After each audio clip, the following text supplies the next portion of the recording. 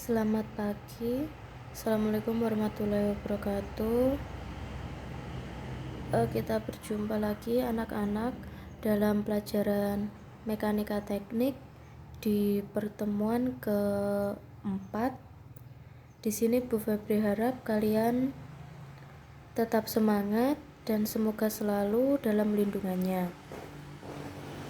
Oke, kita lanjutkan materi pada pertemuan minggu kemarin. Untuk materinya kita masih sama, yaitu tentang gaya dalam struktur bangunan. Langsung saja. Oke, kalau minggu kemarin kita mempelajari tentang macam-macam gaya dalam struktur bangunan.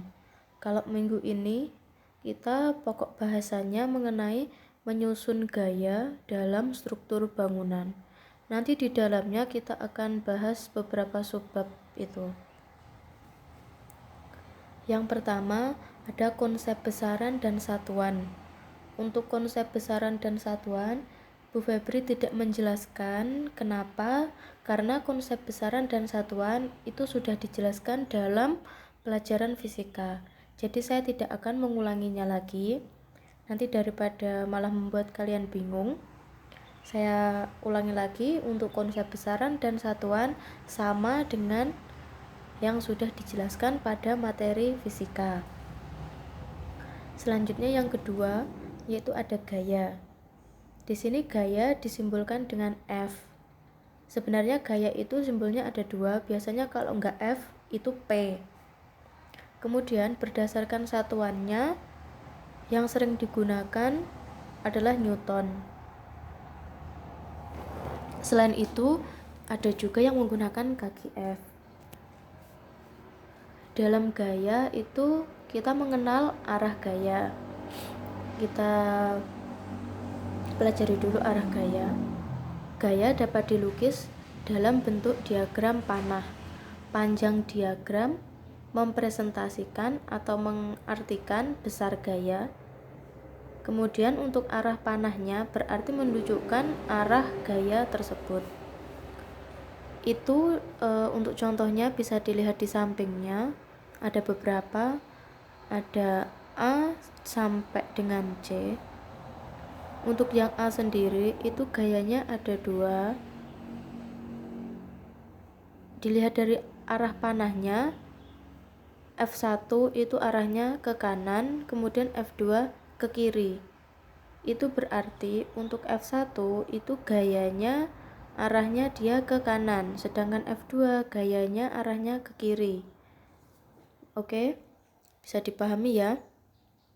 Kemudian untuk yang B dan C itu juga sama. Kalau arah panahnya ke atas berarti gayanya itu ke atas, kalau arah panahnya ke bawah berarti gayanya juga ke bawah. Jadi gaya itu dapat disimbolkan dengan arah anak panah. Oke, yang selanjutnya yaitu mengenai menyusun dan menguraikan gaya. Yang pertama, pengertian menyusun dan menguraikan gaya. Menyusun itu bisa diartikan juga dengan menggabungkan.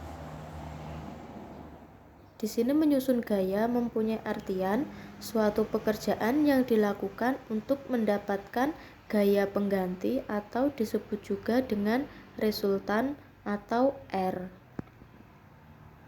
Jadi misalkan gini, kita punya beberapa buah gaya. Nah, kita itu ingin mencari berapa sih jumlah dari, misalkan ada 3 buah gaya gitu ya, kita ingin mencari berapa sih jumlah dari 3 buah gaya tersebut. Nah, itu 3 buah gaya tersebut digabungkan, kemudian akan menemukan resultan atau R. Jadi nanti kalau di materi ini kalian menemukan simbol R, itu artinya adalah resultan atau jumlah dari beberapa buah gaya. Kemudian untuk menguraikan gaya itu adalah memecah satu buah gaya menjadi 2 atau beberapa buah gaya. Intinya kebalikan dari menyusun gaya. Selanjutnya, cara menentukan resultan. Untuk menghitung berapa besarnya resultan itu ada dua cara yang bisa dipakai, yaitu pakai cara grafis dan analitis. Kalau cara grafis itu kita lebih cenderung ke menggunakan gambar. Jadi kita menggambar dulu gayanya, setelah gaya itu digambar, kemudian kita bisa membacanya berapa besarnya dari resultan itu. Kita baca berapa besarnya dari resultan itu, ya dari hasil gambaran itu tadi. Itu kalau cara grafis.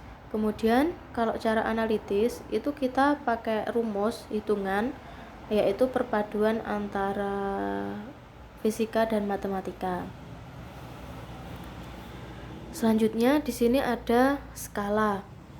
Untuk skala pengertiannya yaitu perbandingan jarak pada peta dengan jarak sebenarnya. Untuk skala sendiri mungkin kalian di pelajaran gambar teknik sudah dijelaskan mengenai skala. Kalau mungkin belum, pasti di SMP kalian sudah mengenal dengan skala. Namun di pelajaran mekanika teknik ini nanti skala dibagi jadi dua, ada skala gaya dan skala jarak. Kalau skala gaya itu menyatakan besarnya gaya. Kemudian kalau skala jarak itu menyatakan besarnya jarak. Untuk lebih memahami, ini ada contohnya. Nah, itu berdasarkan contoh itu bisa dibaca. Itu gayanya disimbolkan dengan P. P sama dengan 5T. Itu berarti artinya besarnya gaya tersebut adalah 5 ton. Kemudian gimana sih caranya menggambar gaya sebesar 5 ton itu? Nah, untuk menggambar besarnya gaya itu kita di sini pakai skala. Nah, itu yang pertama ada skala gaya 1 cm mewakili 1 ton. Kemudian yang kedua adalah skala jarak 1 cm mewakili 1 cm. Itu maksudnya gini, kalau 5 ton ada gaya besarnya 5 ton, itu nanti jadi kita gambarnya itu sebesar 5 cm. Arahnya kemana? Sesuai dengan yang diminta. Kalau itu contohnya ke kanan, ada gaya ke kanan sebesar 5 ton, berarti kita gambarnya sama, arahnya ke kanan, panjangnya 5 cm. Kenapa panjangnya 5 cm? Karena besarnya gaya 5 ton dan skala yang digunakan adalah 1 cm mewakili 1 ton. Seperti itu. Itu untuk skala. Kemudian di sini simbol gaya dinyatakan dengan P. Kalau di soal ini simbol gaya itu biasanya dinyatakan dengan P. Selain P juga F juga bisa. Nah, untuk satuannya kita ada beberapa yang sering dipakai, itu selain kilogram ada juga newton ataupun ton. Itu adalah satuan yang sering dipakai dalam mekanika teknik. Selain itu contoh lagi, kalau ini tadi skala gayanya 1 cm mewakili 1 ton. Misalkan kalau 1 cm mewakili 2 ton, berarti berapa gambarnya? Kalau untuk gayanya 5 ton, berarti nanti kita gambarnya berapa senti? Ya tinggal dibagi aja, berarti 5 dibagi 2. Jadi nanti hasilnya 2,5 cm, seperti itu.